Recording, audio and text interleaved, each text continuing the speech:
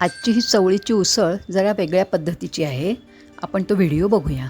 यासाठी मी रात्री चवळी भिजत घातलेली आहे आणि ती उपसून काढलेली आहे आज सकाळी, आणि त्यात ती थोडीशी मला जास्त वाटली म्हणून बाजूला ठेवते आहे. आता इथे या वाटीमध्ये जे जे मसाले त्याला लावून ठेवायचे आहेत ते सगळे खाली मी डिस्क्रिप्शन बॉक्समध्ये दिलेले आहेत.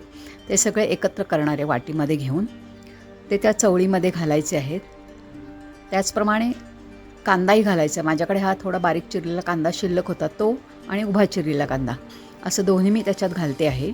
आणि हाताने ते चांगलं मिक्स करून आपल्याला मुरत ठेवून द्यायचं आहे.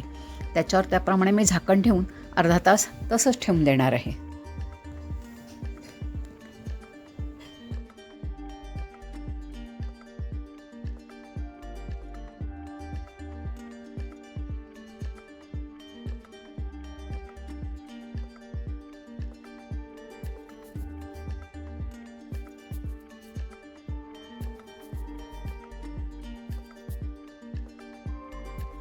हा व्हिडिओ शॉर्ट्समध्ये बसावा म्हणून मी सगळे साहित्य खाली डिस्क्रिप्शन बॉक्समध्ये दिलेलं आहे. आता अर्धा तास झाला आहे.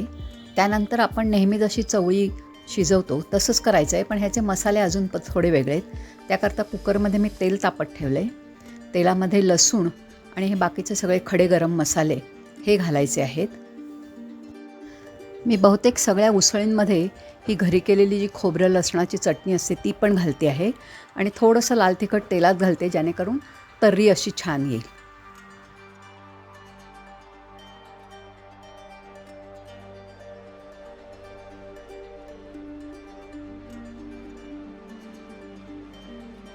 आता हे थोडंसं परतलं की मग आपण जी मुरत ठेवलेली चवळी आहे, चवळीचं मिश्रण आहे ते घालायचं आहे. जरुरीनुसार पाणी घालायचं आहे आणि 3 ते 4 शिट्ट्या करायच्या आहेत.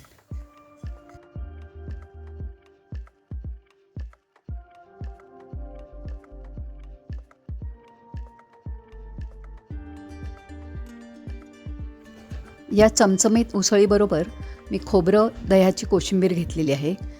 त्याचा व्हिडिओ जर तुम्ही बघितला नसेल तर त्याची लिंक मी खाली देते आहे, किंवा इथे वरती आय बटनमध्ये सुद्धा असेल, ती तुम्ही नक्की बघा. अशी ही चमचमीत चवळी तयार आहे. तुम्ही जर माझ्या चॅनलवर पहिल्यांदाच आला असाल तर माझं चॅनल सबस्क्राईब करा. तसंच माझं इंग्लिश चॅनल पण सबस्क्राईब करा. आणि हा व्हिडिओ बघितल्याबद्दल धन्यवाद.